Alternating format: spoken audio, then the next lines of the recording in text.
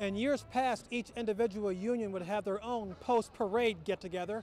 This year, the leaders of the different unions got together and said, let's have one giant Labor Day celebration.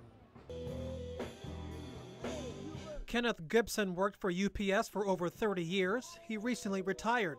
Gibson says it is important for the next generation of union members to be unified. And it's a situation where we all need to stick together and we all need a living wage. I mean, people out here are struggling. More than a dozen state, county, and city elected leaders made their way through the crowd, shaking hands and talking with union workers.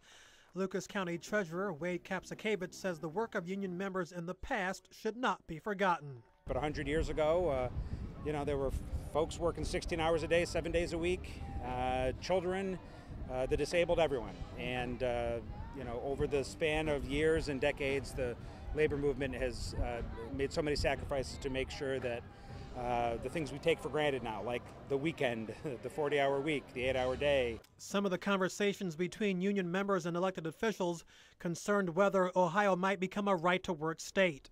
I know there is talk of the possibility of a right-to-work law passing in Ohio. I don't think that the labor, the working men and women of this state are going to stand for that. They're going to be strong. We're going to fight it every inch of the way. We don't need it. I mean, you said our neighbors to the north, yes, but our neighbors to the west, our neighbors to the east, our neighbors to the south, Indiana, Pennsylvania, Kentucky, they're all right to work. But this is the heartland, and we need to stay strong and stay together. Solidarity all the way.